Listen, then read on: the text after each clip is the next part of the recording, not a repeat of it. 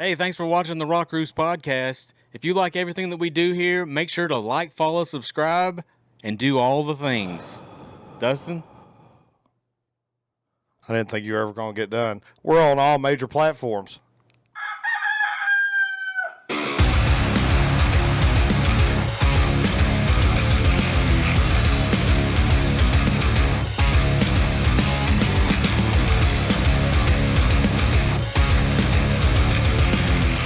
All right, the Homie Cricket. We've got the Homie Cricket. I'm so fucking excited about this because let me tell you something.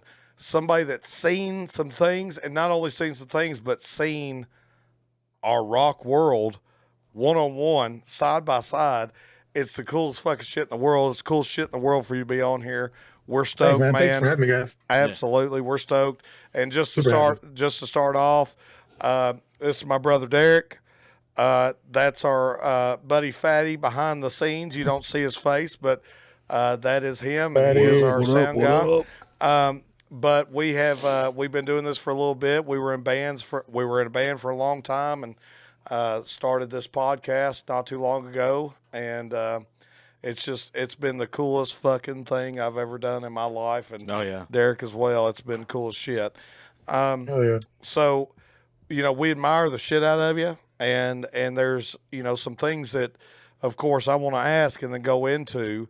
But one is, man, how did you get into the whole photography, videography scene of metal, Well, all right. So do we start? Where do we start? Do we start from the beginning? Like, do we start from my childhood, my dad? Whatever made you start. I guess I can give it to you like in a nutshell. So I'm 40 years old. My dad came here from Ecuador back in the 70s. Mm-hmm. My dad listened to Kiss back in the day. Yeah, you guys know who Kiss is. Oh yeah. And then I was born. He came here, Kiss. He saw these other bands. And then I was born in 85. Menace was born in 85. And I never forget, my earliest memories was listening to Metallica and Megadeth and Poison and Rat and Quiet Riot and all them old hair metal bands, right? And my dad raised me, bro. My dad really was the reason he raised me in metal. He raised me in hair metal, and then he introduced me to Hatebreed, and he introduced me to hardcore bands, and because of my dad, I've got this massive love for heavy metal. I mean, my mother gave me the love of reading. My father gave me the love of music. So you're telling me that your dad introduced you to Hatebreed? Oh yeah. Holy shit. That's awesome. That's cool fucking dad. Yeah. Right, my dad introduced me and my brother. It was I forgot which album was it? Perseverance? Yes. Perseverance. Yeah, bro. There was that album when I first heard Hatebreed, and I was like, yo, what is this? I'll never forget. Now is the time for me to. I was thinking to myself, yes, fuck yeah, it's the time. What is this? What is this? Right? We all loved it. Me and my brother and my dad, we were just into this shit heavy, dude. And my dad also introduced us to Mushroom Head, and he told me who Korn was. I'll never forget it. When Korn came out with Follow the Leader, he told me not to listen to. I could listen to the album as long as I didn't listen to Dead Bodies Everywhere. And is that the one is that the rap song? No, that's the Children of the Corn. And Children of the Corn. He said, don't listen to these two songs. Let me tell you something, brother. I listen to them two songs more than anything else. Yeah, right. Those are the two that you loved. Yeah. Fucking. But here's the funny part, right? He also introduced me to metal, but he also didn't want to let me listen to certain metal. One of those bands was Slipknot. I don't know why. I don't know why. There was a couple albums by Manson that came out, like Remix Repent, that he didn't want me to listen to for some reason. But I still did anyways. Oh yeah. And because of my dad, bro, really, it's just my dad. My dad was the one who, and not only just metal, bro, Carlos Santana, Led Zeppelin, Janis Joplin, Jimi Hendrix, all the greats, the OGs. Hell yes. We wouldn't have fucking, 8-string guitars if it wasn't for Jimi Hendrix turning the guitar around playing like this. That's exactly right. Doing different shit. And because of all that, I became a bass player at 8 years old by ear. Nobody ever taught me. I've been playing bass since I was 8. You could tell me anything you want and I'll play it. I don't know how. I have a younger brother who's 7. motherfucker can play the exact. You give him a beat on the drums, and by the third time he's got it down. I'll be. I don't know how it works. That's like this Fatty. motherfucker right here. Yeah. Piece of shit. I don't know how. Yeah. It's I amazing. can't read music. I can't write music. I can just read it. So let's fast forward, right? Years go by. I grow up and I become an adult. And one day, I've been doing photos with my phone for years. That's all I really got. I've always liked art. I used to do like gang tags and shit like that. I've always been able to good like drawing. I've been good at graffiti. I've been, like stuff like that. And I've always appreciated any kind of art. And I started taking photos with my phone. And at the time I was seeing a lady. Her name was Jess, my baby mama. And this dude named Rusty Morgan. Do you guys know who that is? Rusty Morgan. I've heard that name. I don't know who that is. He shoots for a lot of different publications. He was like head over Blue Ridge, media and all that. Really good dude. Really good dude, Rusty. And Rusty was like, "What kind of camera you using?" I said, "My phone." He's like, "There's no way." I'm like, "Yeah." He goes, "Bro, you should just go buy this camera and blah blah blah blah blah blah." Long story short, I was like, "Nah, too much money." My baby mama was like, "You really need to do this," because before that I was wrapping cars, and I stopped wrapping cars because everybody in the corner, everybody was wrapping cars for $1,000 when a wrap really cost about $5,000, and it was killing me, dude. Like nobody wanted to pay $5,000 for a wrap. Yeah. So I had all this stuff that I didn't need, and I still got it actually in the room in the room over there. All the wrap stuff is there, and I quit. I got the press and I quit. And long story short, I bought a camera. It was a Canon Rebel, fucking piece of shit, bro. I've never ever, man. Listen, and then I invested in a Sony, and I did it as a joke, like we'll see how this happens. Yeah. And I did photo. I've only been doing this for 2 years. Actually, 1 month in March of this year marks 2 years.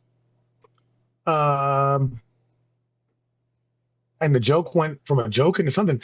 Now, rewind back to the music scene. I've been doing festivals, hardcore shows, underground shows, mainstream fests, like for fucking ever. Like everybody knows cricket. Oh yeah. And because of that, and because of my joke with the camera, I don't know, bro. Like I just tried, and I really don't. I'm going to tell you the truth. I don't even know how I got here today.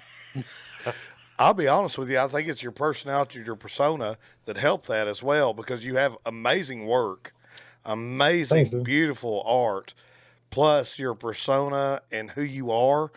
Man, I think you just got you got all of that. You know what I'm saying? I'm gonna keep it real though, bro. A lot of people don't like that shit about me because my persona. Because as honest as I am, that shit rubs a lot of people wrong. It does. But it makes, Like it really makes does. a Like lot I'm of a people straight like shooter. you a lot too, like me. That also, like I'm not trying to be a dick. Like I'm gonna tell you, motherfucker, 2 and 2 is 4, and don't try to change it. Yeah.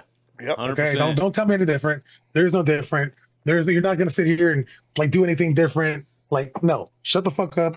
2 and 2 is 4, and I'm like that. And some people don't want to hear that 2 and 2 is 4. Some people don't want to hear, hey, you're too much. They don't like to hear my energy or I'm very candid. They don't like that shit. It makes people very uncomfortable, bro.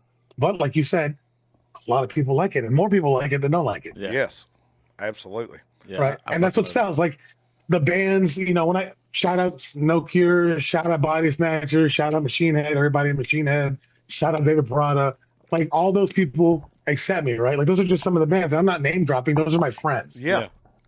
Right. Those are all these people are my friends. And it's, it's being who I am has worked. Mm-hmm. Somebody the other day tried to tell me, well, why do you call it the Homie Cricket Media, man? That sounds kind of childish. Why don't you change it up? I'm like, bro, I don't care what you fucking think. That's right. And it works. That's Fuck who yeah. I am. There's a whole story to that. Yeah. But I mean, I don't know. I'm here because I really don't know. I don't know. It's what you're meant to do, bro. Yeah. It's what you're meant to do. And, I mean, I don't even know what I'm doing on camera, bro. Like when I'm editing, I'm gonna keep real. I'll put this on air. I fucking love it. I'm out here I'm just testing shit, dude. I'm like, oh, I gotta remember how to do that. Okay, Yeah. this looks good. And I just remember. And then you guys see the edits that I put on, my little recaps and my little videos. It goes in and absorbs, and I twist it in my head, and I do my ADHD, tism thing, and I'm on it. We got the same thing here. So, A little bit. let's go to this band right here, Fight From Within. So Those are the boys. I seen your post not too long ago about how they were like your guys, and in all reality, that's how me and you started talking, because I asked you, I said, hey, can you hey, follow us, like us, whatever. I said, we've had Fight From Within on, and your exact words to me was, yes, and the reason why is because Fight From Within's my boys, and they'll always be my boys. And I thought that was the coolest shit in the world. So walk us through that, man. So I met Mikey through a mutual friend years ago. Well, it's only been 2.5 years at a festival called Total Death Fest years ago. They were playing at that festival. It was Mikey. It was pretty much the original band. Tia Slaughter was their manager at that time. You know who that is? I've heard. Yeah, Tia was their manager. Yeah, she's really big in the hardcore scene and nice lady. I ended up meeting them because I was at Total Death Fest that year, whatever it's called. And I met Mikey. We became homies. I got real tight with all of them, dude. I don't know how we just became tight. You know, you click with somebody and it's just that vibe. And then Mikey, you know, before I became a photographer and a videographer, before I came to Homie Criket Media, you know, he used to crash at my house with his whole band. You know, mine and Jess's house, and you know, they were just friends, dude. And it went from that to me having my joke and my crazy idea with my camera to them like, hey, you know what? You do this pretty good. And I was like, well, thanks. And they're like, why don't you come with us to Incarceration or Louder Than Life? And I'm like, okay. So the first year Incarceration, I fucked that up. I'm not going to lie. I acted like a fool. That was a known thing, so I'm going to keep it real. Back then, it was I acted like a fool. I said some stupid shit, very unprofessional of me. And we fell out because of my stupid shit. But I owned up to it publicly. I was just a smart ass with my mouth. I was keeping it real, bro. I was keeping it too real. And I was looking for a fight for no reason. Yeah, sure. Yeah. That's like an actual fist fight. Yeah. But I owned up to that shit a while back. You know, and I say it live now because there's no changing that. That's what it was. But they were good enough to be like, you know, good homies and be like, hey, you know what? Come back out. We love you. We're cool. And here we go again. And we ended up going to Sonic Temple.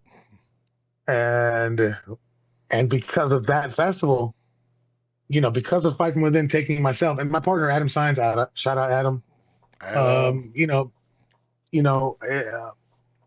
They were the band that got me in. And then, well, Cricket got himself talking to people. Mm-hmm. And there you go. I mean, I just walked up. I'm like, what's up? I'm Cricket. Hey, don't you play with?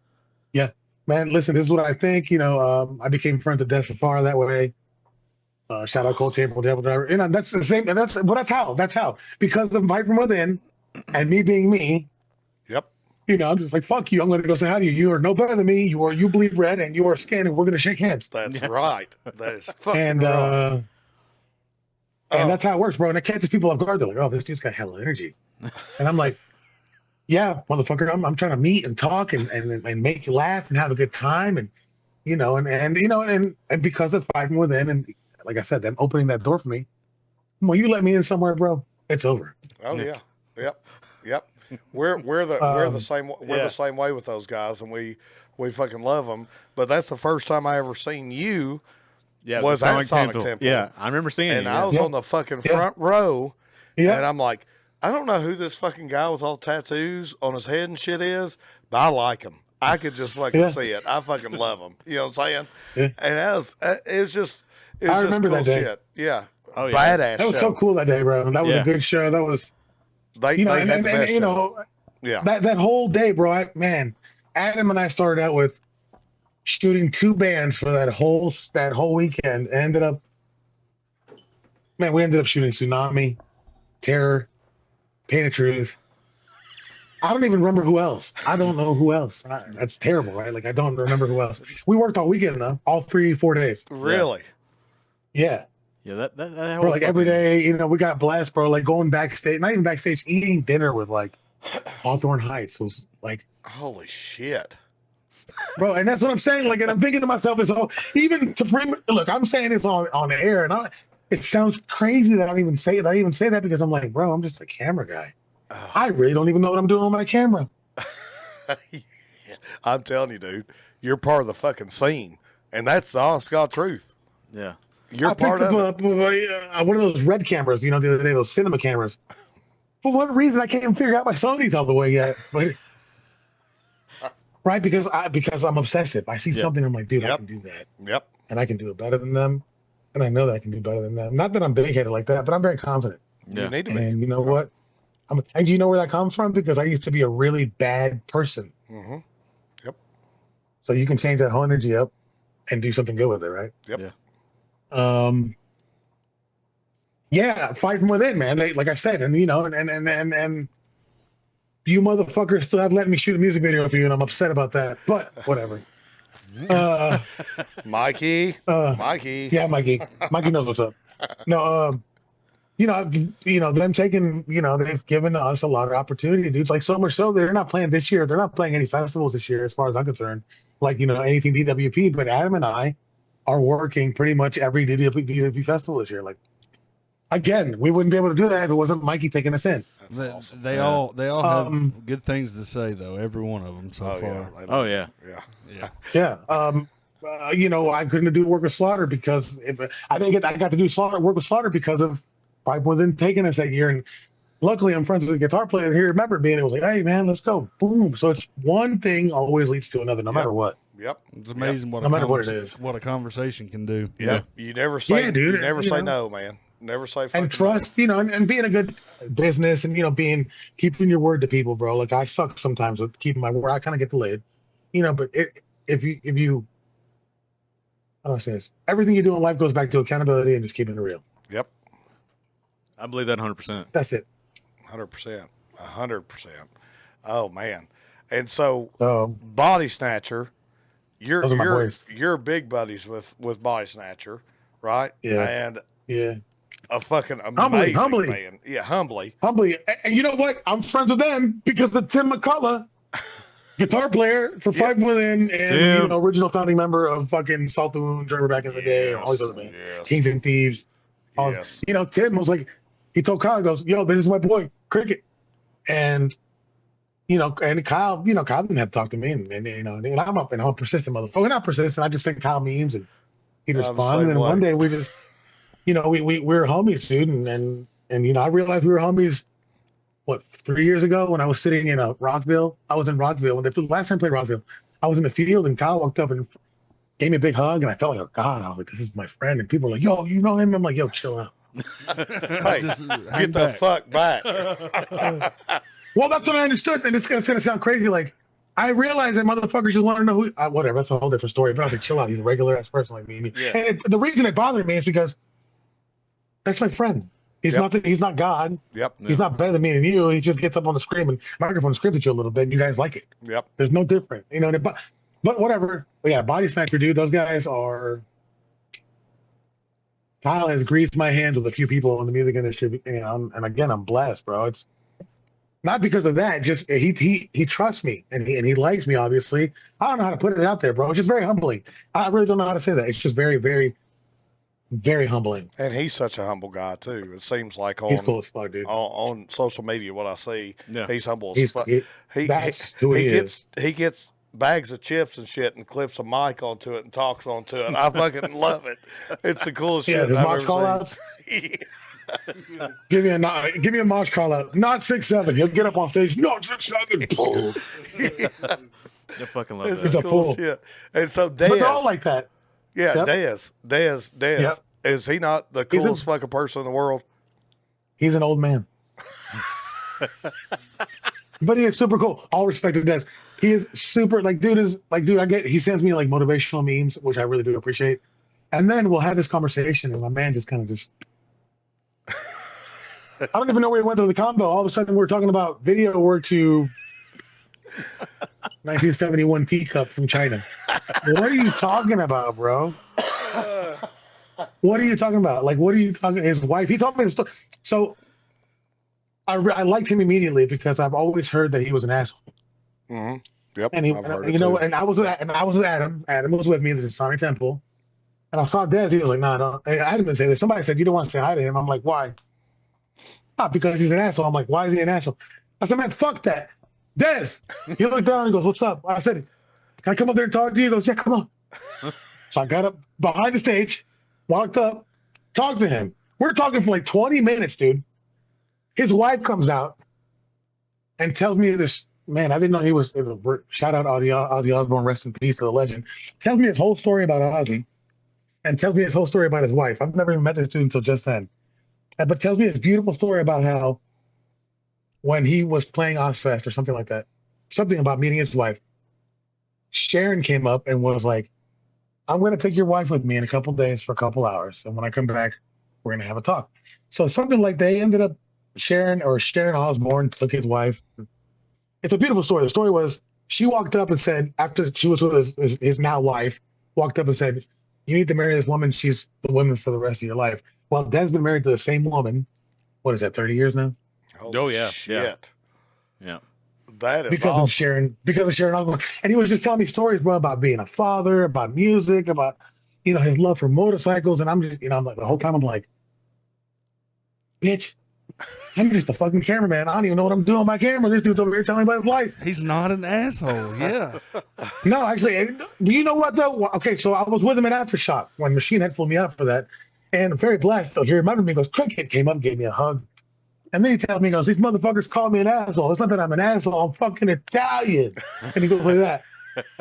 Right? And I'm like, see that. Yeah. And I looked at him and I'm like, okay, that makes sense. That makes sense. He goes, and that's why I like you, Cricket, because I feel like you're just a straight up motherfucker like me. I'm like, you know it, dog. Yeah.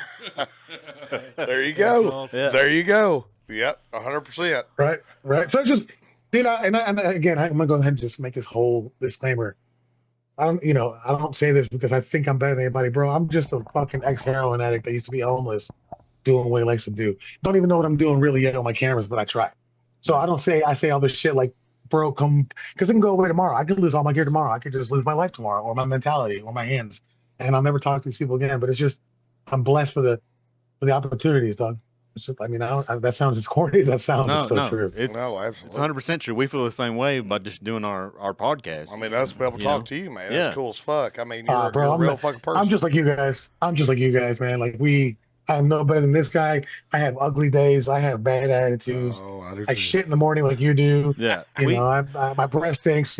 I'm just a regular ass dude, bro. But the thing is, for us, is like, we're from a little bumfuck town in Kentucky. You know what I mean? Like, What part of Kentucky? Southern Kentucky, right below Bowling Green. Or Bowling Green, What's it Kentucky, called? yeah. Scottsville. Yeah, Yeah, Scottsville, we're about Kentucky. 45 minutes north of Nashville. Yeah. And, we grew up in this town loving what we love, the music, heavy music.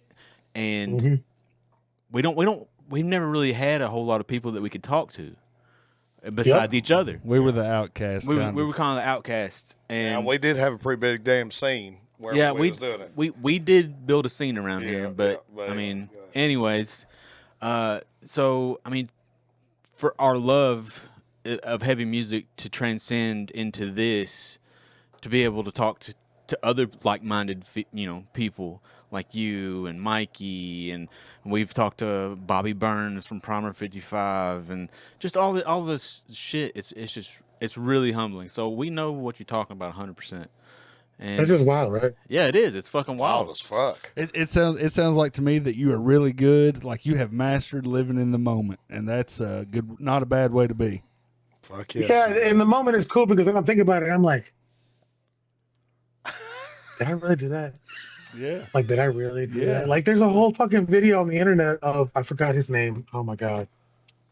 Guitar player from Machine. I know he's going to hate me. I'm sorry. I know you're probably, well, he might not see this. Fuck, But what's the name? where he's telling the story about me almost setting myself on fire with pyro. Mm-hmm. Pretty interesting. Like, it was, that's so cool. Like, my dad was like, yo, you're in this video. They're talking about you. I'm like, yeah. And he's like, man, he goes, it was wild because my son is like, I watch these videos and I've always wondered how people do it. And my son's one of the guys who does it. That's And like, crazy. everybody knows my son. Like, man, I've taken my dad. I've been so blessed. Like, again, shout out Body Snatcher. Like, they brought my dad in, they've guested that man a couple times, dude. And it's, it's really cool to just kind of like pay it forward to my pops. Yeah, yeah. I've seen a And lot of then not only photos that, he with can you. see me do a bunch of crazy shit, dude, and I mean, I've seen a lot of photos with you with your dad, and your dad just Oh, yeah. seems, from a dad. I've got 5 kids myself. Derek has I got 4. 2. Hell, you got 4. Faye's got 3. My oldest is 21. We got a shitload together here, and I can tell whenever a dad's proud. Whenever I see, and seeing your dad beside you, I just see the fucking proudness just beaming off of him, radiating off him. It's cool, dude. And then my friend, like Kyle Medina, loves my fucking dad, bro. Really? Like the other day, well, dude, so much so that I looked at him and I was like, "Hey, are you motherfuckers gonna let me hang out, or are you guys gonna talk the whole time?" I gotta meet your dad, man. The dude's cool as shit, dude. He's an OG, man. Oh yeah, he's the OG. That dude is the OG. Like he is. There was a time where me and my dad didn't get along, dude. Like I was not, like I said, not such a good person. I was a heroin addict. This is, by the way, January. I'm gonna go ahead and put this out there. January 30th was 20 years of me not touching any kind of heroin or heavy drugs. Hell yeah. Yes, awesome. Right? I mean, I still smoke a little bit of weed here and there, but that's not a drug. It's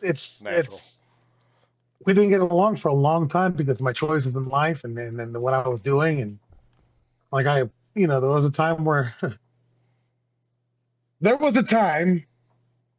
where my camera gear that I'm looking at right now would have ended up in somebody's house while I was smoking it up. Yep.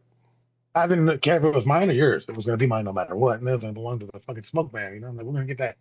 We're going to get that crack rock, dog. I was going to get the little baggy heroin right quick because you know what? I want to itch. Yep. Yeah. Because I want to get high. The Homie Cricket thing kind of comes from street gang life. I'll go ahead and put this out there. Nobody really knows this. This is the first time I officially put it on the air. I am, and I'm still active into, I don't gangbang anymore. I don't behave like that. I'm keeping it real. We all grow up. But I'm part of a street gang called the Sureños, or I'm going to say it the right way, Sureños. And that, when I was younger, was my entire thing. I let it make my identity. I let it define who I was, and I wasn't such a good person back then. And I learned that the hard way, right? Yeah. And so that's why I took the Homie Cricket name. People have known me for years. The person who I used to be. When I tell my story to certain people, they're like, "There's no fucking way." Mm-hmm. I'm like, "Yeah, bro." Right. And so I took that gang shit and I made it a positive thing. The reason I say I'm still in it is because there's only one way out, and that's through death, and that's a real thing. But Yep. Yeah. But my homies also know that I do good and I try to do the best I can. They're also just as proud of me. So it kind of sheds a little positive light in certain things. Again, I'm 40 years old, dude. I don't got time to go around gangbanging and politicking on people, man. No offense to my people, dog, but I can't raise my kids like that. You know what I mean? Yeah. My dad didn't make that choice for me. My dad didn't raise me like that. I made that choice myself. Nobody in my family did that, dog. I made all that shit myself. But it has helped me get where I'm at today. And look, the name is catchy, the Homie Cricket, right? Like, it's cool. I think it's catchy. It is a good name. Hell yes. Hell yes. Dude, that's so but that whole story also involves Adam and whoever else works with me. Like, there's a lot to, there's what they say, when you go to a show, that's a badass show. You know how many hours it took to get that show put together? You understand? And every day to maintain that image. Mm-hmm. But it's not just an image. You have to do it in order to be it. Does that make sense? Yeah. Mm-hmm. Yep. So it's, tomorrow I can go just turn around and be like, you know what? I'm 40 years old. Fuck you. Give me all your money. Why would I live like that? You're 100% right. You're 100%. And then now you're hanging out with fucking Slaughter to Prevail. I mean, yeah, dude. How the fuck? That's just the craziest shit in the world. Now they're cool guys, aren't they? I mean, yeah. Well, really, really a blessing. The lucky part with that is Jack Simmons, a guitar player. He met my daughter a couple years ago, and he happened to remember my daughter. Wow. Yeah, dude. This is after a couple years of not seeing each other, and he remembered my nickname and everything. Damn. And when he saw my camera in my hand, he goes, "Mate, you do video work?" I'm like, "Yes, sir." I wanted him to say Tuesday, so I get a Tuesday out of him, but I couldn't. Tuesday. But him with his heavy ass fucking British accent, dude, and he turned around and told his manager, he goes, "Yo, this is the guy right here, blah blah blah blah blah blah blah blah blah blah blah blah blah blah." But the dude never even seen my work before. He just took me at my word, and that's how Adam and I ended up on a stage, and nobody else was allowed to be on main stage at fucking, So Louder Than Life. That's That's or was that Sonic badass. Temple? I don't know which one it was. Sonic Temple. I don't remember which festival it was. It was one of those It was festivals. Louder Than Life, I think. Yeah. Yeah. Hell Yeah, bro. I'll never forget like stepping out. I could hear the crowd. Right, like photographers are part of the fucking band. I don't care Hell what you yeah. say. Yeah, We're in the fuck band. yeah. Okay. Yeah, they are. Videographers are in the band. I don't care what you say. So I walk out on this stage and I'm holding my camera. And I just saw people, bro. And I turned around and I'm gonna keep it real right now. I turned around and I cried. I want to cry right now. Hell yeah. Because it's like, look, because in that moment, right? I remembered the thieving piece of shit that I used to be. Yeah. Right? I remembered when I was shooting up air, bro, I was homeless for fucking 3 years. There was a time I didn't take a shower for almost a year when I was doing drugs, right? And I remembered all of this shit right then. And it was like, and I remember I saw Adam and I told Adam, I was like, yo, I gotta go back there. I'm about to pass out. And I sat on one of the platforms on wheels next to a set list and I just cried. And I couldn't breathe. I remember I couldn't breathe. And I felt like I was gonna pass out, bro. And I finally snapped out of it. I got back up and I went back out and I did it again. I was like, motherfucker. And I think I cried the entire time I was shooting.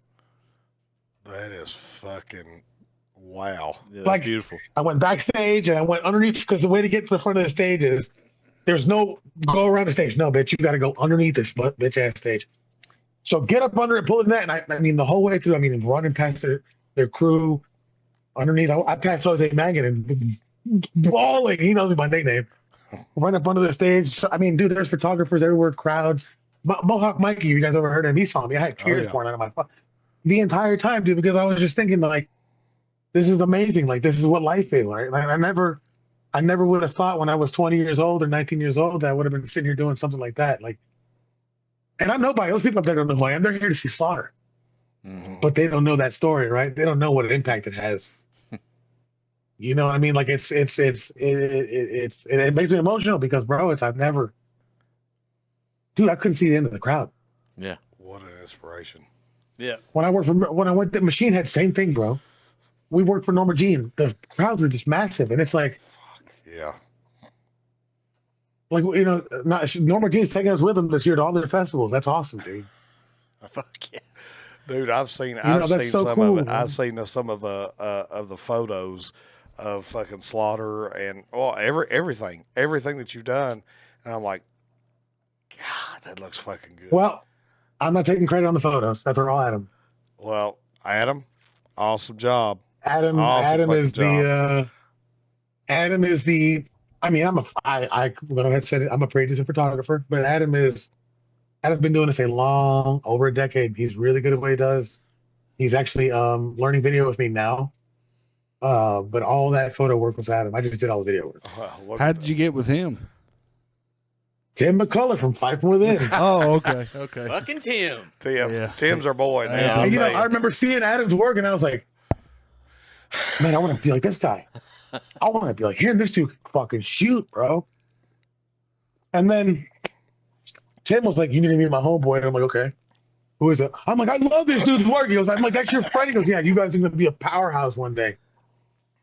He's Now one of it's the not good only ones. is it the Homie Cricket Media, now we also have Ghost Light Visuals, which Ghost Light Visuals is weddings, car shows, commercial work, businesses, product photos, shit like that, bro. We just opened it up. That's why I bought that cinema camera, really, was for that side of the business. That's fucking crazy. So it's So you made the video with Slaughter with fucking pyro coming up and the fucking yeah. holy shit. There's a video, there's a drone shot. If you look off from that same video, right behind him, I'm standing right behind Alex like this. And he's screaming into the mic a cappella, and then I am back there. I got these headphones on. These exact headphones I got on because of the fucking speakers. And I'm shooting. And the whole time I got my mouth open.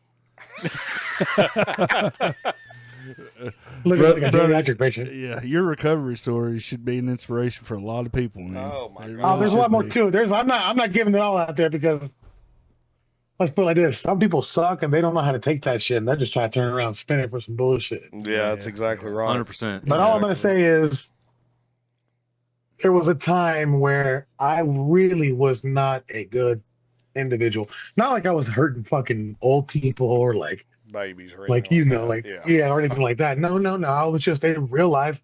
How do I say this without sounding like a complete cornball?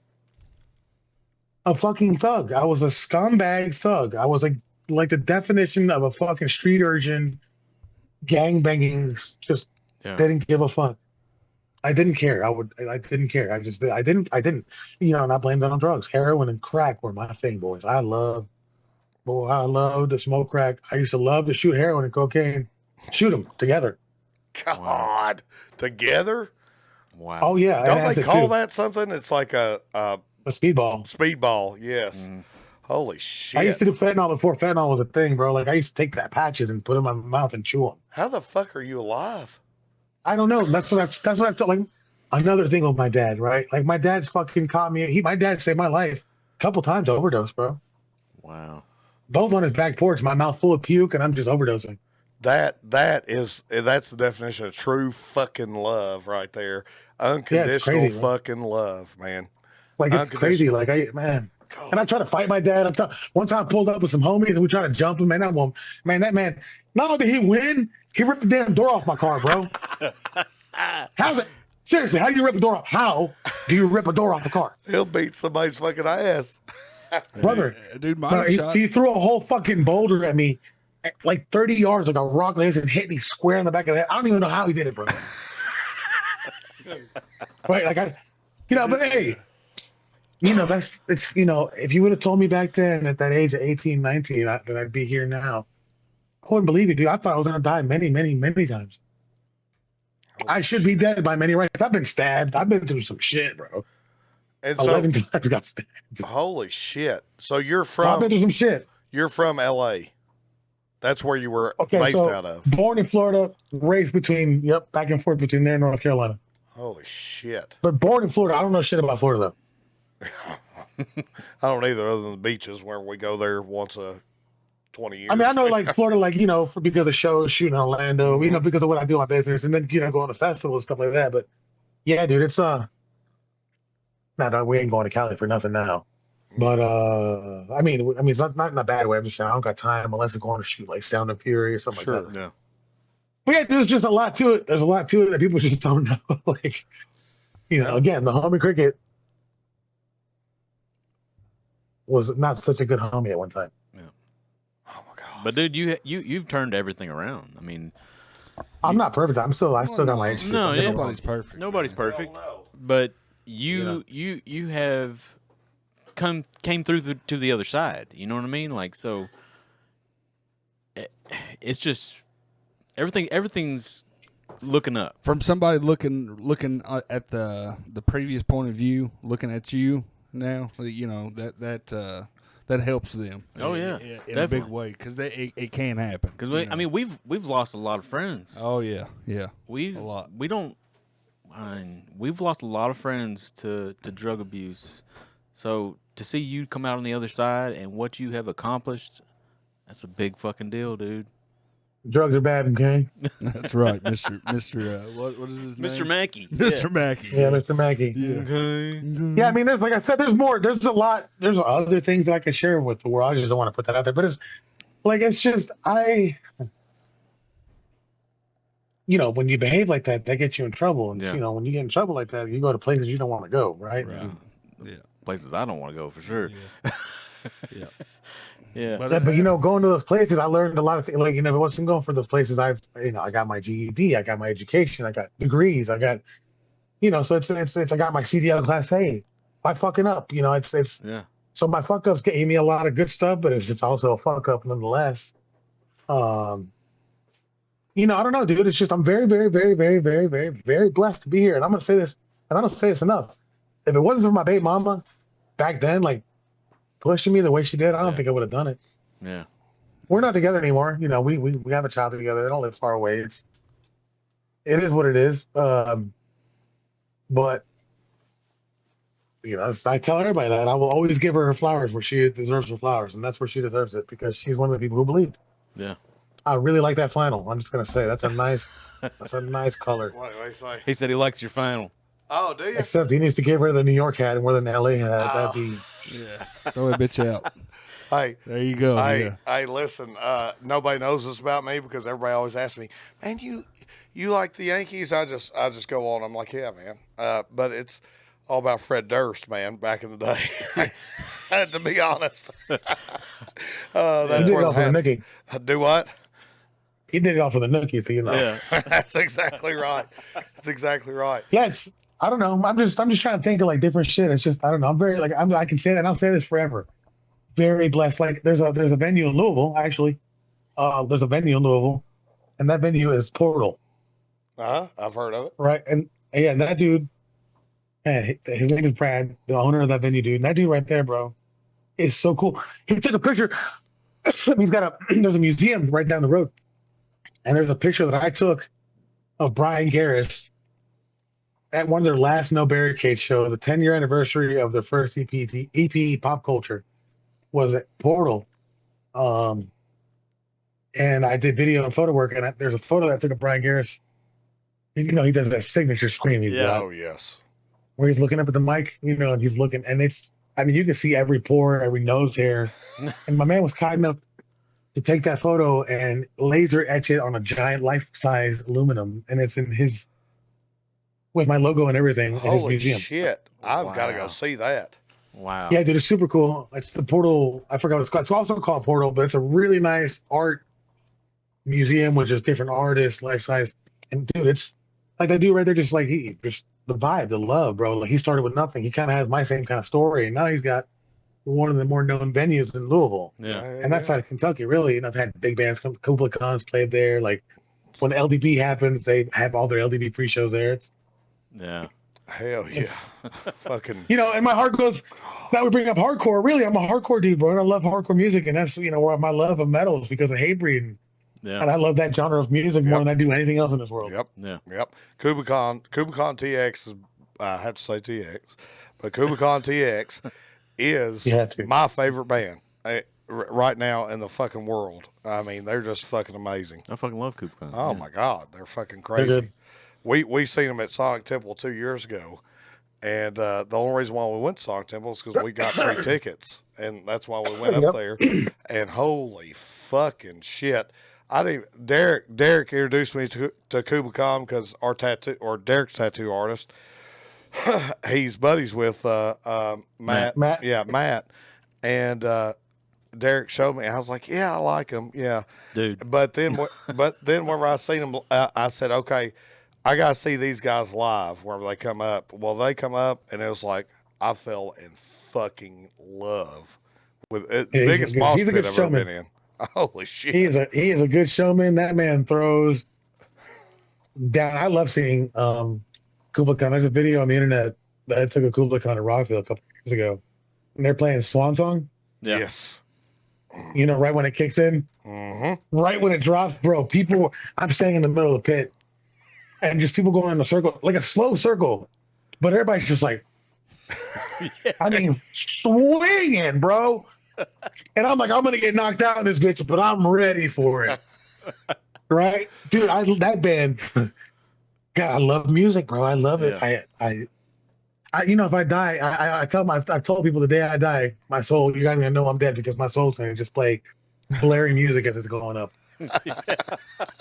I'm serious. I would not be a human being if it wasn't for my love for music. I will say that to the day I die. I really just. We are who we are because of the music. Fucking 1,000%. Yeah. Fucking 1,000%.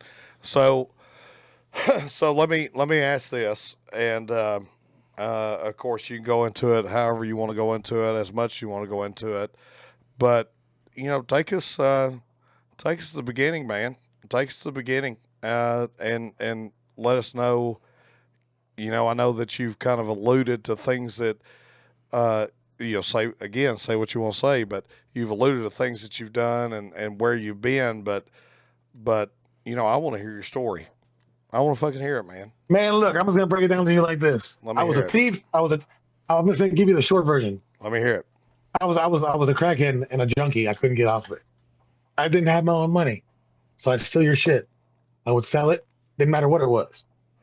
Hell, one time I broke into this dude's daughter's Neon. He used to work at that at a Longhorn Steakhouse, whatever the fuck that restaurant is. Dude, My man caught me taking his 210s out of the back of his car. He asked me, "What are you doing?" Oh shit. Yeah, speaker box like this. I'm dead ass serious, bro.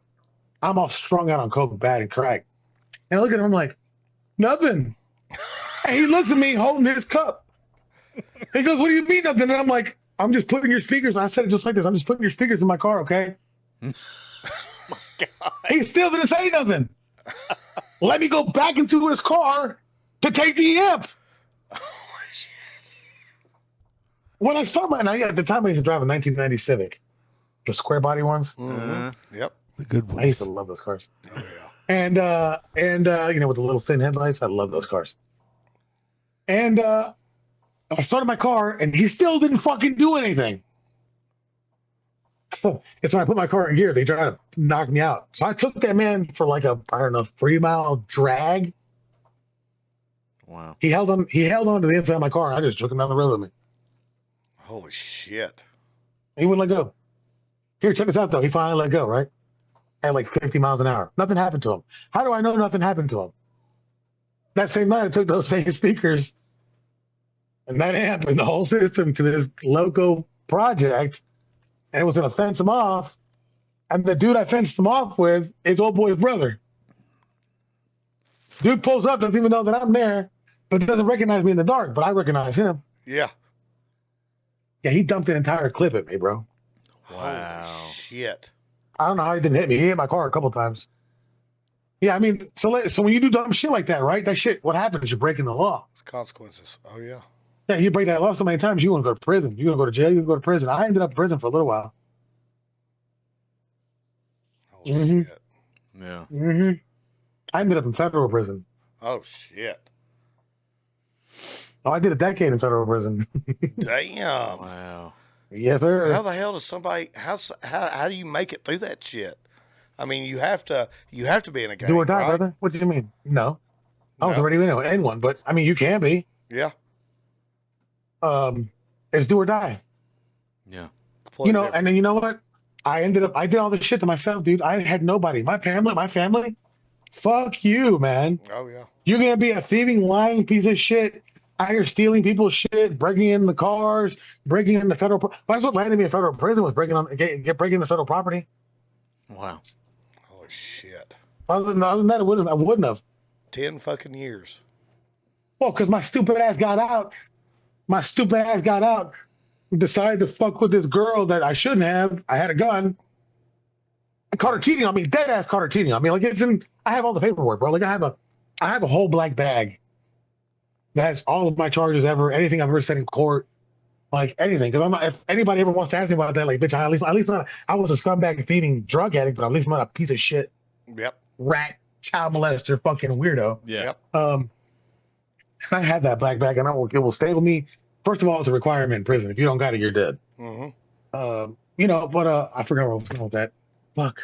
Oh, you had a gun. You got out. Oh yeah. Yeah. So yeah, you know, and I got with this chick, and I caught her red-handed, bro. I caught her red-handed. I came home the day before Valentine's Day. I caught her red-handed. Oh. Beat the shit out of the dude she was with. Like, I broke his right.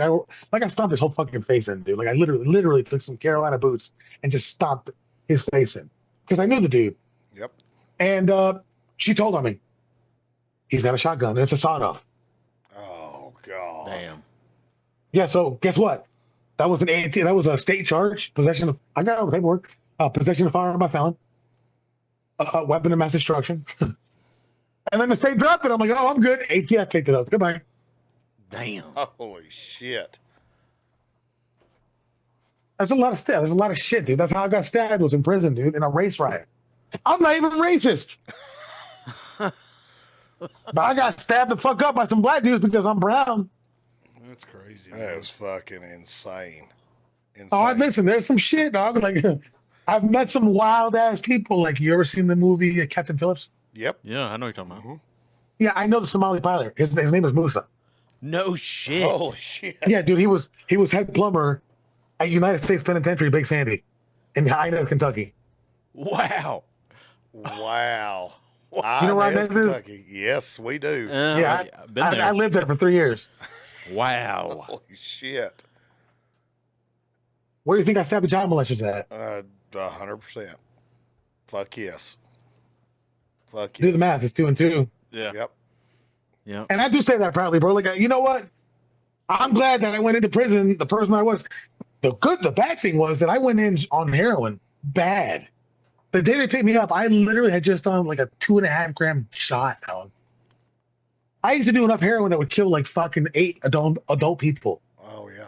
Wow. Oh yeah. If I did what I did back then, now, bro, we'd be me, you, everybody, Fatty, my girl, the cats, the everybody would be dead. Damn. Holy shit. They wouldn't even get me high no more. Wow. But here's what happened. I got locked up, bro, and I went to. Let me tell you something right now. If anybody sees us doing drugs, please stop, because that is the worst. Man, I think I'd much rather have COVID Really? and like dying, like dying COVID, like I'm about to die, like on the brink of death COVID. Holy shit. Like I can't breathe. Put me on a fucking machine because I can't breathe, kind of thing. I detoxed so bad. I thought the back of my knees were coming out. Like my front of my knees were coming out the back of my legs. I thought my arms were both. Like I thought everything was like. It almost killed me. And then the county wouldn't give me nothing for the detox. Damn. So that's what I'm saying, dude. Like I went through, but I also got blessed, bro. Like I got taken off the street. I wasn't homeless anymore. Yep. You know, the girl. Well, no, at the time I wasn't homeless. Sorry. All that shit happened with the girl, and I got right back on the bullshit, bro. But I'm glad that they picked me up because guess what? I'd probably be dead right now again. I'd be on overdose 3 or 4 or 5 or 6. Holy shit. Man. There's no way to live. There's no way to live, dude. There's just no way to live like that, bro. No, it's not. If I wouldn't have.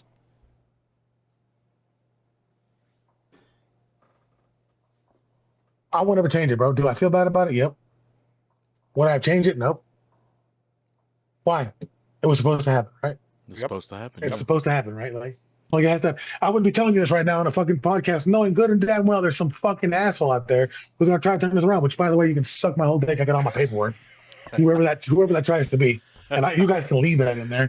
Right If you ain't there, got buddy. haters, dude, you ain't doing it. No, I'm just saying. Yeah. Nah, dude, I'm just keeping it real. Like I don't give a fuck who wants to say anything. I got all my paperwork, so that's what matters. Yeah. You know, and I wouldn't be here talking to you about it right now. Like, dude, I've seen some crazy shit, man. Like I know some crazy people. Like I used to live next to fucking Pablo Escobar's number two pilot, Dickie Lynn. Holy shit. Right? Like I know, like there's a video. I don't even know how to even break it down to you, dude. Like there's so many people that I have met. Jack DeRoss, he's a capo di tutti for the Colombo mob, an OG for the Colombos, bro. One of my closest fucking friends in the world. They made movies about this man, bro. That is fucking Like, cool shit. you know, That part is Joey the fucking- Clown. Like I've met. See, that's the cool shit, right? I also Yeah. got my education. You know, I got my CDL. So all these fuck ups. When I was young, if I wouldn't have fucked up, I wouldn't be here right now. If I wouldn't have met that chick who was fucking that dude, Yep. I would have probably. I don't even know where I would have ended up. Really, if that wouldn't have happened in what I thought was a good part of my life, I again don't know where I'd be today. I wouldn't be here right now. Yeah. There's no You fucking know, way. I don't know what I'd be doing, bro, and I wouldn't be able to tell the story to somebody. Yeah. You know. I think that That's everything why happens I'm for a such- reason. Yeah. Yeah, that's why I'm such a real person. Like, you see me on the internet, like, hey, I'm not political. I'm not religious. Hey, do right. You know, people call me a fucking Nazi. Well, then fucking so be it, bitch. I'm not a Nazi, first of all, because I work with Senator Brunel, because I respect that man. Yep. If that motherfucker had that black sun tattoo on his arm, you're goddamn right he did.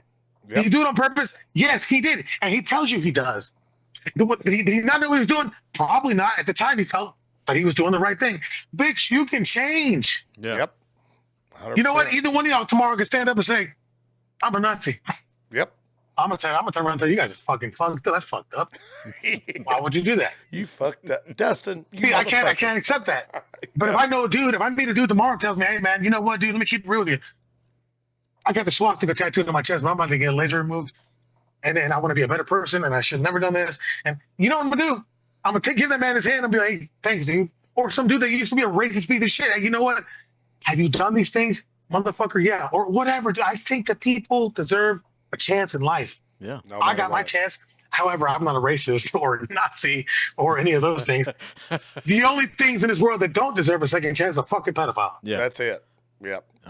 Or somebody who goes around beating up on women and shit like that. We don't get down like that. Yeah, 100%.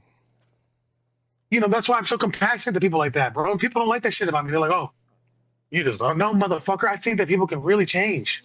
They can. I They love do. it. I love it. I mean, I see, I know it's not that it sounds. I know that you're like how we all are. I can talk to the the richest man in the world and talk to him and be cool if he's cool. And I can talk to the fucking person that doesn't have a home and say, hey, here's your hot meal, brother. I got you. You know what I'm saying? And Yeah. And actually relate to him just like I can relate to them. And if you're good people, that's all that fucking matters. If you got my back, that's all that fucking matters. You stab me in the back, by God, I'm done with you. Well, yeah, just be good. Yeah. Hey, you know what? Do I have the tendency? Look, for example, I work for a company. I'm not going to say the name of the company. I am one of the top superintendents. When I say top, I'm like way up here. Hell yeah. It's a multi-million-dollar company. Uh-huh. It's a commercial roofing company. I used to be a roofer. The company that I work for, they didn't want to let me work for them. I begged them for 6 years. I've been with them now directly for 5. A little over 5. They wouldn't let me work for them for 6 years. Why? Because I had the reputation of fist fighting and stabbing people. Prison fucked me up a little bit. I'm going to keep it real. Sure. Right? And at those times, this is years and years ago, I had this chip on my shoulder and blah, blah, blah, blah, blah, until I finally grew up. And then I came and I tried again, and they noticed. They were like, oh, and they told me, Craig, if you come here and you swing on one person, you're done. And you're going to jail. No. I had that problem since. Yep. Homie, you can do things. As long as you stand by if your actions match your words, there's no reason you should have a problem. That's exactly right. If you're out here preaching something that you're not really preaching, that you're just doing it for looks, who you see right now, and my girl will tell you, anybody will tell you, who you see right now is who I am in person. Yeah. Is who I am on the phone. Do I have my bad days? Hell yeah. Do I have my good days? Hell yeah. Do I act accordingly those days? Because I'm a human being. Yeah. Fucking admire it. Yeah, man. I'm not going to fake it, dog. Am I happy every day? No. Yep. That's why I tell you, I tell people, everybody just sees this flashy life, and it is a good life. But man, there's a lot of not good things in life too. Oh, That's sure. just how life is, though. Yep. Yeah, you can't be at that level. I mean, it doesn't matter how much money you make, how successful you are in life. There's still days. There's still days where you are going to be. No matter what. I'm going to be a fucking piece of shit. I'm going to feel like shit. I might say something I regret, but I mean, it's just the way it is. I'll come back and I'll say, I'm sorry, I shouldn't have said that. Or, whatever. If I hurt somebody's feelings I love, yes. Yeah. If I hurt somebody's feelings that I don't like, I don't give a shit. Yeah, fuck them. Fuck them. But, I'm always, me and Dustin, we always try to keep it, real, I guess. Yeah. That's the only way you can do, bro. And you know what? People don't like real, so keep doing you. No, we appreciate that. We appreciate that more than ever. So if you had to say one thing I say one thing, I mean 2 things. One, to the drug addicts out there that have not been able to get through it, because believe you, I've been through it. I get you 1,000%. If you had one thing to say to them and one thing to say to those that have just gotten out of prison and they want to do better, but all they know is what they know bad, what would you say to both of them? I'm going to tell you something about a drug addict part. You ready for this? Yeah, I'm going to keep it real. Absolutely. I ain't got nothing to say to him. That's your fucking problem. You know why? Because you know what you're doing. Yep. Is it an issue? You are fucking 100% right. Bro, homie, you know why? Because back then you couldn't tell me that I was a heroin addict until I got off of heroin. Yep. Yeah. Yep. Okay? Mm-hmm. You couldn't tell me that I was addicted to shit. That's what I'm trying to say. And I knew that I was. Now, this is what I will say to the drug addict. Motherfucker, stop.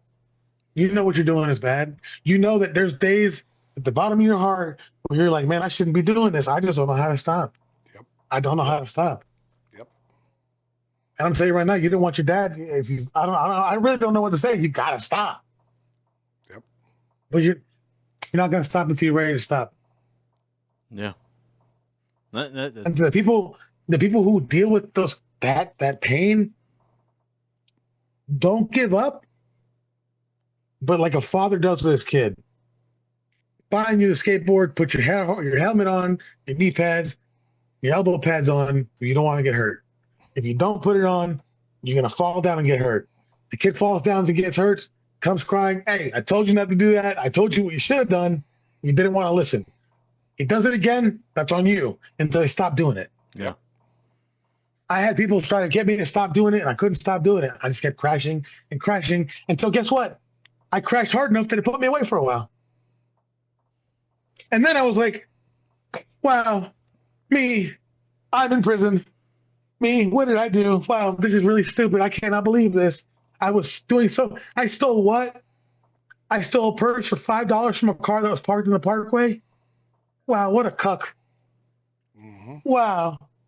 Like, that's me thinking, like, that's exactly how I thought when I sobered up, like, what parents didn't want to hear? I'm sorry. Because you know why they didn't want to hear? I'm sorry. Because they didn't stop. Guys, if you're doing drugs, they don't give a fuck what you say. Nope. Start doing. Yep. Action. If you're coming out of prison, hey, homie, prison is not where it's at. I've not sweated so much in my life, and as much in years. Talking about it, thinking about it, it gets you nothing. When I've told the story to other people, they didn't believe me. I had to bust out my prison ID. They still didn't believe me. I've had to send paperwork to people because they just didn't want to believe it. Mm-hmm. Because you're not that person. But more. That's the thing. And I've told my dad this, and I've told my partner Adam Signs this, and I've told other people, this is the first time I ever put it out there publicly. Like, dude, my name used to be tarnished, and it's not like that anymore. It's wild not to be known as a druggy, junkie piece of shit. Now the Homie Cricket's name, bro. I got a message the other day on Instagram from a dude in New Zealand. Wow. Saying, hey, if this is Cricket of the Homie Cricket Media, your videos are being shared around our office right now. It's cool as fuck. Holy shit. What? People in Australia, dude, who have followed my stuff on Facebook, like, what? Who are you? I'm not just and I'm not even the biggest dude. I'm just small beans compared to some of these people who do video work. But it's like for long. and that's okay, bro. And if I never get there, I really don't want to get there. I started this because I want people to see what I see through a video. Yes. I want you to feel the energy. I want you to see it. I want you to see it. That's really why I did it, because, hey, man, you know what? That's why my videos are shaky, because this is what I see in real life. You guys know. You're standing here showing. Yeah. And that's what my videos look like, too. Yeah. A little bit of this. I love it. If you're coming out of prison, don't be a dumbass. Or if you're in, or whatever. Dude, fix your life up. If you got somebody in prison, man, don't give up on that person, man. They might change. Is recidivism a real thing? Yeah. Absolutely. You know what? Unfortunately, if there's 10 people listening to this, I'm going to go ahead and say 8 of those people are going back. Yep. I'm just going to keep it real. Because how many times and you know what? You might not go back because you're on doing. You might be a dumbass like me and beat some dude up, and your fucking girlfriend turns around and throws you in prison because well, it doesn't matter what. You fought fire with fire. Now guess what? Because you fought fire with fire, you're in more trouble. Mm-hmm. Even though you were there because you did it because the things that was wrong. You don't fight two wrongs. You don't fight a wrong with another wrong. Gets you nowhere. No. Trust me. Right. So the point is, don't fuck up. Just stay out. Seriously. Look at me. I'm covered in tattoos. I took my shirt off. My whole body's suit. I love it. It's not worth it. Do something good with your name. If you got kids, man, that's just, I don't know how to explain it to people, man. Really, it's your choice. And You don't want to. If you choose not to do better, then you're just a dickhead. Yep. I agree with that 100%. Yeah. 1,000%. Yeah. If you're sober, because if you're in prison, I know that you can get the shit, right? But I mean, Yep. Most people in there are still more sober than what they would be outside. Oh yeah. You know, if you're sober to that extent, it's over. Let it go. You know, let it go, man. It's the time to. If you don't, then it's just going to wind up being worse and worse and worse. If you have kids, that's all they're going to remember. Look, man. Shout out to my daughter, man. My eldest, poor girl. You know, I'll never forget when she was like 3 months old. I had just done a shot of heroin. I'll never forget this, guys. I was like 18 years old. Mm-hmm. And I laid down in my bed, and it was like 7 a.m. And I'm getting high on heroin. And I see her in her bassinet. She's over there on the bassinet. And she starts to wake up.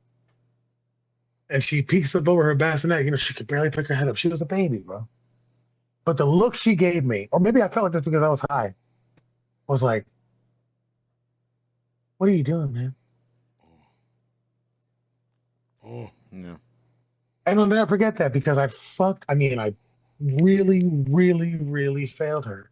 And you know what? She's 21 years old, and she still holds it against me. Wow. I'm so sorry to hear about that, man. You know what? No. It's okay. That's 21 years ago. Mm-hmm. You are making the choice. Ready? Here comes some real shit. Your dumb ass is making the choice to keep eating that fucking poison. So if you want to keep poisoning yourself, go ahead and do it to yourself. Yep. You're not doing it to me. Yep. I did it. I understand that I was the best fucking dad, and I've owned up to it. I was accountable. I apologize. You see that I don't do that stuff anymore. If you want to hold on to it, you keep eating your poison. I'm still here. Yep. Mm-hmm. I'll be here whenever You're ready. an adult. Yep. Exactly. And you can make your own choices. That's exactly right. That's exactly right. And here's the thing, too. Okay, you're 18 years old at that point. I mean, you're growing up yourself. You know, I mean, that's a big thing. I didn't know anything about life, dude. No, hell no. Hell no. Just Just how to feel and be a fucking scumbag. Yeah, just the wrong things to know about life, you know? But now you understand why when I was on the stage of slaughter, I cried. Now you see some of it. Why? Yeah. This is why, bro. Yeah. Because I think about all these things. It's a different view looking out to a crowd than looking up at the tower and trying to get the tower in Inez to get a reflection of the house over the wall. Because that's the only way I can see freedom. Yep. It's a different view than seeing your best friend get stabbed in the eyeball and the knife come out the back of his head because he was fucking Mexican. It's a different view than to watch a dude you knew who never did drugs start to smoke spice and K2 and become a prison slut over spice and K2, catching AIDS and everything. It's a different view. It's a different view. It's a different view than calling your kids and having to see them from a glass. Or in my case, not seeing any of your family for almost a decade. Because you know what? My people are from third world countries, and they believe that if you do the shit to yourself, you're going to pay for it by yourself. Absolutely. Wow. My father, again, as tough as he was, I took him with me, no matter what. And that's why we're so tight today. All I can say is, bitch, get up, stop complaining. Sometimes it's going to get real hard, and I know that it is. Hey, but guys, right now I'm going through something. I'm not going to say anything about it. I'm going through some real ugly shit right now in my life, personal life. With not like ugly, like it's just, stuff that mean a lot to me. You can't force people to see life the way you see life. Yeah. So get up and just keep trying. Yes. That's all you can do. I don't know what I'm doing. I don't know what I'm doing on my camera. Most of us don't know what we're doing with our lives. But we can put a couple things together and make it look cool and keep trying. Yeah. Yeah. And the next one's going to look even cooler. And somebody's going to catch on to that. You see what I'm saying? Yeah. Absolutely. Persistence is everything. Absolutely. Sure. I don't know how else to put it. Absolutely. That was absolutely fucking beautiful, dude. And I'm going to say something to the audience, and I have a question for you. And to the audience, as bad as what you think fucking today is, if it's your job, It's your girlfriend, your boyfriend, you stubbed your fucking toe, you don't have more than $10,000 in the bank, whatever it may be. Remember, what if you went through what this man went through? Would you be able to get through that same stuff and still be as positive as what he is? This is what brings the world to its knees. This is the shit that brings the world to be together as one. Do you agree with that? Yeah, yeah. Cricket. I'm going to give you something that's going to go completely I against want to hear it. Let me fucking hear it. You're not wrong. Mm-hmm. But you have no idea, and I'm going to go ahead and say it right now. Please. And I don't say this for pity. I'm saying this because I promise you somebody else is feeling it, or somebody will go through it. Sure. Or even you guys, and you don't have to confirm or deny this. One of you three in this room might be experiencing it. You have no idea, as cool as it all is, you're still going to have your problems. Mm-hmm. What about if I told you I might cry to myself to sleep every night from the amount of depression that I feel? You're not wrong. What everything you said was right, but there's also a lot of fighting you have to do. I could imagine. It's not so pretty every day to try that. Yeah. Could imagine. Yeah. I'm not saying I'm going through that, but trust me, I have. Oh yeah. Man, I'm going through some shit right now, brother. It's had me questioning reality for a couple months. But you know what? I get up and I try. And you know what? I might try and I might cry halfway through it, but I'm still trying. Yep. Am I doing it? Yeah. Or can you do it? Yeah. Somebody out there can relate to what I just said. Yeah. I can. Yes. Yeah. To be honest, yes. I think all three. Because you might see me smiling right now, but I get off this fucking podcast and I'm all the way to Walmart, which I'm going to Walmart with this negative ass fucking attitude the whole way. Oh, dude, I'm telling you. No, I know exactly what you're saying, and these guys can attest to it. I get you 1,000%, and I've been going through some shit too. So, I want to say this: if you ever need anybody fucking talk to, you got any three of us. You got my fucking number, dude. You fucking text me, call me. I don't give a fuck what time it is. I'll talk, and by God, you'll hear me too about some of my bullshit. I mean, we all have mental health issues. Some shit, yeah. We're all going through some shit, and I don't know if we'll ever get through it, but we're trying. Yeah, you know. Yeah, men. That's the thing. There's a lot of times that men get looked at as you're supposed to be the tough guy, and you're not supposed to be sensitive, and you're not supposed to have those thoughts and those. You're not supposed to cry. You're not supposed to do all this shit. Hey, brother, it happens, and especially the older you get, it's going to happen more and more and more. And it's because tough. Yeah, you're not wrong about that either. Mm-hmm. The older I get, the more I think about life. Yeah. Oh my gosh, yes, and the regrets that you have, and the I have no regrets though. Oh, that you don't. Now that dude don't. I do. No, because I know what I do. No, you know what? I don't, because I can't do nothing about it. Yeah. So why sit here and regret it? Yep. You're 100% You gotta right. forgive yourself, brother. Yep. You gotta forgive yourself. Listen to me. Hear me That's out. the toughest thing in the You world. gotta forgive yourself. Yeah, and some people are like, well, what do you mean? Bitch, let it go. No. What's done is done. Yep. It is what it is. Yep. You can't do nothing about it. Could you have done different? Probably. But you know what? It happened. It happened. And it happened. And if I could happen. Don't do it again. Don't do it again. Move past it. That's the thing. If you do it again, don't do it again. Don't be a dumbass. You're doing it to yourself. That's just if you do it dumb. again. Yep. Yeah, man. I don't know. You're 1,000%. No, dude. I don't know. It's cool, bro. It's cool. It's cool to be where I'm at and just think about all the other things. You've got me emotional on that shit, because you are 100% true. You're 100% right. You've been through it. You are going through it. I love it. Yeah. So That's it. That's all it is. It's just life teaches you things. I had a psychiatrist tell me one time 3 rules. I got nothing else to say about this. Here's what he said. 1 is life's not fair. 2 is you can't read minds. 3 is nothing outside of you can control you. And that's the one that took me the longest to learn. Oh yeah. But I'll be damned if that motherfucker wasn't wrong, bro. He was not wrong. Not a fucking all. Not at all. So Yeah. Oh shit. Well, thanks for coming on, man. This has been good. Oh my This has been real God. good. I mean, this I has been like appreciate a you guys. therapy session for me, I have to say. So I appreciate you breaking yourself down like that. Yeah, man. I don't think I've ever done that before. So the I first. love it. We love it. Thank you so much. We love you and I Yeah, appreciate guys. We everything. love you. I love you guys. Yes, yes. Well, I'll holler at you later and All right, thank guys. you again, brother. All right, guys. Be safe. See you, man.